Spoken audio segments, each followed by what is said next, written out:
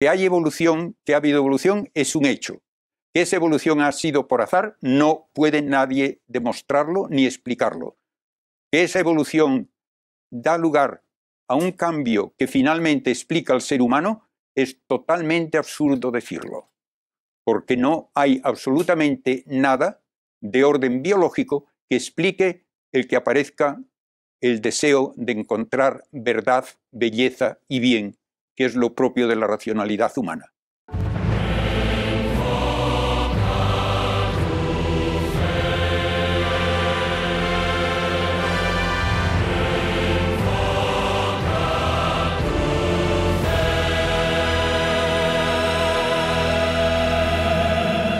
Primeramente, yo quiero que quede bien claro que no podemos explicar el origen de la vida. Eso ningún científico hoy puede negarlo. No hay manera científica de explicar que aparezca una primera célula viviente a partir de materia no viviente. Yo he leído... Hay científicos que lo intentan, como usted bien sabe. Lo han intentado muchos y ninguno lo consigue.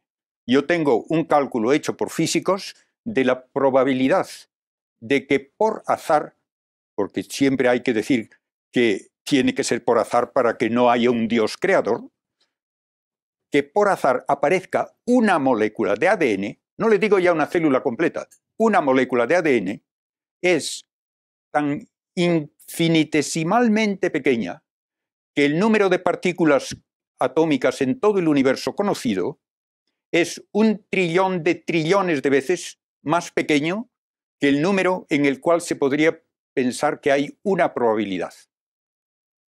Por tanto, ya quien hable de que podemos explicar que aparezca la vida por azar no tiene ni idea de lo que está diciendo.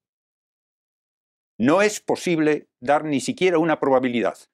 Para quien quiera escribir un número grande, se calcula que es una probabilidad en 10 elevado a 126. Ponga usted un 1 seguido de 126 ceros.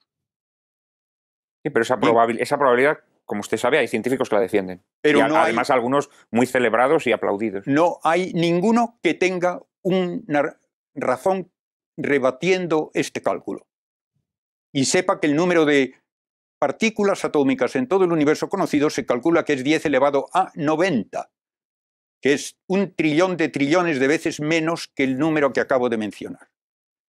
Una vez que no tenemos una idea de cómo aparece la vida, entonces hablar luego de que la vida evoluciona también tiene sus problemas.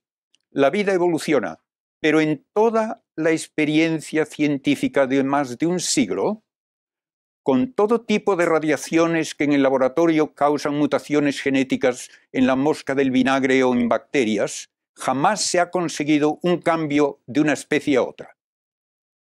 Se dice que se forman nuevas especies en el laboratorio, es mentira. No se ha formado una sola especie siquiera, a pesar de estar en centenares de generaciones sometiendo en el laboratorio o a bacterias o a la mosca del vinagre a toda clase de efectos genéticos por radiaciones y por otros métodos meramente artificiales. De modo que no tenemos ninguna prueba experimental nosotros de que se dé un cambio genético que cambie la especie, ni siquiera en un microbio. Por tanto, el hablar de que ha habido evolución por azar y que por azar se obtiene la variedad que ahora tenemos es no decir nada. El azar no es una fuerza física. El azar nunca es una razón para nada. Es simplemente el afirmar que estamos intentando relacionar dos cosas que no están relacionadas entre sí. Por tanto, que hay evolución, que ha habido evolución, es un hecho. Que esa evolución ha sido por azar, no puede nadie demostrarlo ni explicarlo. Que esa evolución da lugar a un cambio que finalmente explica al ser humano, es totalmente absurdo decirlo. Porque no hay absolutamente nada de orden biológico que explique el que aparezca el deseo de encontrar verdad, belleza y bien, que es lo propio de la racionalidad humana. De modo que la evolución como un hecho no es discutible. Como explicación de que aparezca la vida y de que aparezca la vida humana, no tiene absolutamente validez alguna. Pero usted acaba de decir que tampoco, que experimentalmente se demuestra que unas especies no se pueden convertir en otras. He dicho Pero que... esto es contradictorio con que la evolución es un hecho. Perdón, no he dicho que es imposible, he dicho que en ningún experimento se ha conseguido que una especie se transforme en otra, a pesar de utilizar toda clase de métodos para lograr mutaciones genéticas. Entonces esto convertiría la evolución en una probabilidad, no en un hecho. Yo la acepto como hecho en el sentido de que voy a terrenos sedimentarios y veo que al principio solo había células sueltas y luego aparecen combinaciones de células cada vez más complejas hasta que aparecen los mamíferos. Eso es aceptar que hubo evolución, pero no digo cómo ocurre la evolución. La ciencia solo puede hablar de aquello que puede comprobar con un experimento. La finalidad o su ausencia jamás puede comprobarse con un experimento. Tan arbitrario es decir que no hay finalidad como decir que la hay, pero que no la podemos demostrar. Y ahí es donde está parte del problema cuando se habla de la evolución. Me ha quedado colgado un poco el Génesis. Un minuto sobre el Génesis. El Génesis habla de el primer relato del Génesis de 6 días de la creación. Entonces, pues realmente, dice Gross, se ve en ese relato que hay una intencionalidad, llegar al sábado, el día de Dios, el día del descanso. La intencionalidad cúltica es patente ahí. Por lo tanto, no estamos sujetos a mantener los 6 días de la creación. Y por lo tanto, podemos en principio ser creacionistas, como somos tú y yo, y admitir la teoría de la evolución con ciertas, digamos, cautelas. Y en el relato de los 6 días se quiere dar una idea. El verbo que se utiliza para decir que la creación es en hebreo bará. Bará ya no es yasar, yasar es modelar. El yasar, por ejemplo, el demiurgo de Platón modela la materia. Aquí bará quiere decir que comienza a existir lo que no existía. Y eso lo ignoró totalmente la filosofía griega. Ni Platón ni Aristóteles llegaron a la creación. Solamente eso. Y termino. Luego yo creo que la evolución pues, es un hecho. Yo creo que el Big Bang está ya suficientemente garantizado por pruebas. Hubble, a mediados del siglo pasado, pues hizo un experimento de la expansión del universo. Después, en 1964, Penzias y Wilson llegaron a detectar esa dimensión cósmica de fondo. Y después el satélite COBE también experimentó cómo este mundo se está expandiendo. Y entonces yo creo que eso está experimentado. Es decir, hay una serie ya más que indicios para creer en la evolución. Ahora bien, se nos ha salido lo del azar. Ojo, cuando hablamos de Darwin no conocía la existencia del código genético. Darwin hablaba de la selección natural, pues que se transmiten los que están mejor capacitados para acomodarse al ambiente, y no dijo más. De tal manera que después hemos encontrado el código genético y se han hecho experimentos y resulta que los cambios en el código genético son mínimos. Se ha experimentado con la Drosophila melanogaster, la mosca del vinagre, que ya no tiene la culpa de que le llamen así, Drosophila melanogaster. 30 años de experimentación para cambiarle el código genético, lanzando iones y tal igual. Le han estropeado las alas, le han estropeado las patas, pero sigue siendo la misma mosca. Es decir, los cambios genéticos suelen ser mínimos, casi siempre a peor. A veces, decía Marcozzi, sale uno positivo, pero que no genera un órgano. ¿Entendido? Y entonces pues han tenido que recurrir a la teoría sintética. La teoría sintética de 1930 es la combinación del azar con la selección natural. Hay cambios genéticos que se producen al azar y luego viene la selección natural. Pero ojo, ahí metemos ya el azar y estamos haciendo filosofía, y mala filosofía. Porque, por ejemplo, ha ocurrido ahora una cosa que hay una rama de la matemática que se llama probabilística matemática y ha calculado las posibilidades que hay desde el azar de que tirando las letras de Shakespeare, to be or not to be, con los espacios que tienen, salgan por azar. Y sale una de cada 1.000 millones. Y ha sido un terremoto que ha convertido, por ejemplo, a un filósofo, Anthony Flew, que era un ateo de raza, yo lo conocía como ateo, se ha convertido porque se ha dado cuenta que, claro, que es imposible, y ha escrito un libro que se titula There is a God. Dios existe. Ha sido un terremoto eso. Y un amigo suyo, Hoyle, antes de morir, pues ha dicho, bueno, tenemos que olvidarnos del azar. Y además eso para un azar de tipo convencional, to be or not to be, porque el azar de este mundo es, digamos, el orden de este mundo es lo que se llama un diseño inteligente. Lees a Darwin y es todo funcionalidad, números, posibilidades, cuando realmente el relato de la creación dice, y vio Dios que era bueno, falta la belleza. La belleza existe cuando nos damos cuenta de que existe el diseño inteligente, que existe, y ahí está Dios. El 7 de julio de 2005, Finding Design in Nature, y lo que negaba era la teoría neodarwiniana, porque excluía a Dios. Eso es hacer ideología. entendido, no se puede con esa teoría neodarwiniana, la combinación del azar y la selección natural, explicar el diseño inteligente que ha aparecido en este mundo. Por lo tanto, realmente yo creo en la evolución, pero creo en la evolución porque solamente desde Dios podemos explicar las últimas causas de la evolución. De que ha habido evolución. El problema es que, primero, esa evolución se atribuya al azar y otro, que esa evolución lleve incluso a explicar la existencia humana. Esos son, para mí, los dos puntos que hay que aclarar. No entran necesariamente dentro del concepto de evolución. La evolución por azar a mí no me explica nada, porque el azar no es una causa física, no es una realidad medible. Es simplemente el negar que hay una relación lógica entre dos cosas que ocurren o simultáneamente o una tras otra. Por azar puedo decir que se me cae en la cabeza una pelota de un niño que está en un balcón cuando yo voy por la calle. ¿Por qué? Porque no hay razón lógica alguna que pueda conectar el que al niño se le ocurra jugar con la pelota cuando a mí se me ocurre pasear. Pero cae por la fuerza de la gravedad.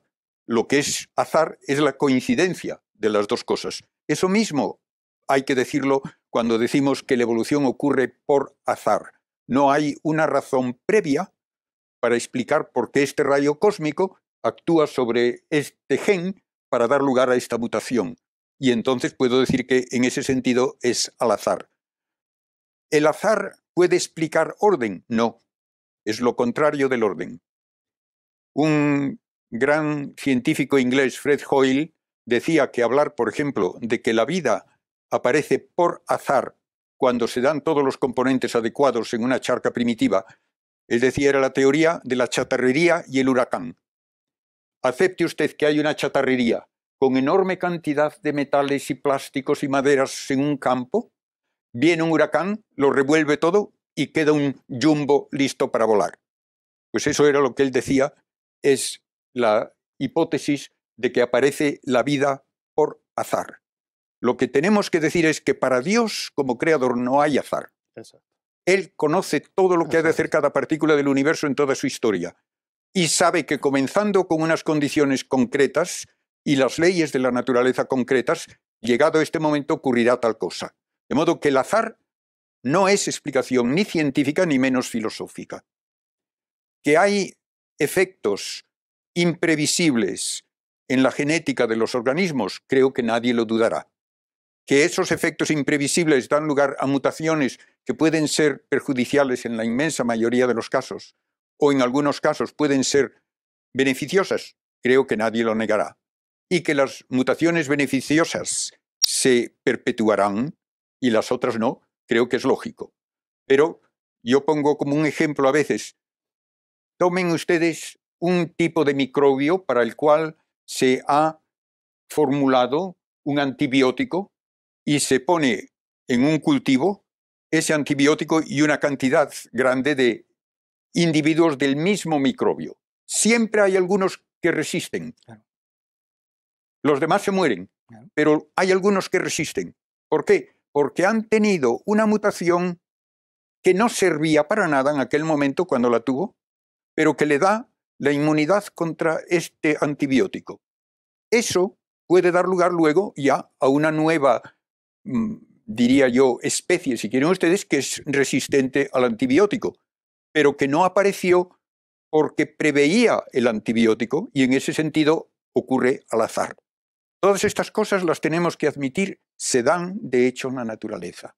Y por tanto, ¿que hay evolución? Sí. ¿Que es al azar desde el punto de vista que no puede preverse su resultado? También. ¿Que ocurre por azar desde el punto de vista de un creador que conoce toda la historia del universo? Claro que no puede ser por azar para él. Para Dios no puede haber azar. Para sobrevivir no parece muy adecuado el que la prole nazca totalmente incapaz de valerse por sí misma. En los animales más primitivos, la prole se puede valer por sí misma. Una célula que se divide da lugar a dos células que ya son perfectamente independientes y capaces de continuar por su cuenta. Cada vez que avanza la estructuración en un ser viviente, suele haber una dependencia mayor del cuidado de los progenitores. Y esa dependencia, naturalmente, va en contra de la posibilidad de sobrevivir por su cuenta. y para que sobrevivan, aun pongamos los pajaritos que necesitan que les alimenten en el nido, no solamente tiene que haber evolución que garantice que esos pajaritos se encuentran esperando la comida con el pico abierto, sino que tiene que haber evolución de los instintos de los papás para llevarles la comida. Y todo eso no es fácil explicarlo desde un punto de vista de evolución al azar. Es lo único que quería yo indicar. Pero es una... Y el diseño inteligente, dice el cardenal Schönborn, yo no lo admito como los fundamentalistas protestantes, que cada organismo que sale haya una intervención creadora de Dios. No, dice en su libro Etzil oder Zufall, que traduciríamos orden o casualidad, que Dios interviene con su fuerza trascendente desde dentro, paso a paso, Schritt zu Schritt, para que surja el hombre, el diseño inteligente. Y esto nos lleva a la contemplación de la maravilla de la creación. En último término, el debate está ahí entre azar o diseño inteligente. Por lo tanto, termino. Porque soy creyente, puedo explicarme las últimas preguntas de la evolución, y acepto. A mí me gusta comenzar con los conceptos básicos muy claros. ¿Qué es materia? Hemos estado hablando de materia a todo lo largo de esta charla y nadie ha dado una definición de materia. Para un físico, todo se define por su actividad. El físico no conoce las esencias, solo conoce el comportamiento. Y entonces damos como definición de materia todo y solo aquello que puede tener alguna interacción por una de 4 fuerzas que son las únicas que la física reconoce. 2 de largo alcance, la gravitatoria y la electromagnética, 2 de corto alcance, la nuclear fuerte y la nuclear débil. Eso define a la materia. Por tanto, si hay una realidad que no puede atribuirse a ninguna de esas 4 fuerzas ni a sus combinaciones, no puede atribuirse a la materia. Y esa es la manera limpia y clara de decir por qué acepto el espíritu humano. Porque el pensamiento abstracto y la actividad libre no la puedo explicar por ninguna de esas 4 fuerzas. Por tanto, no puedo jamás aceptar que una evolución material que se realiza por esas 4 fuerzas me dé la capacidad de pensar, me dé la capacidad de ser libre, me dé la capacidad, por lo tanto, de ser persona racional. Así de simple es como yo lo presento.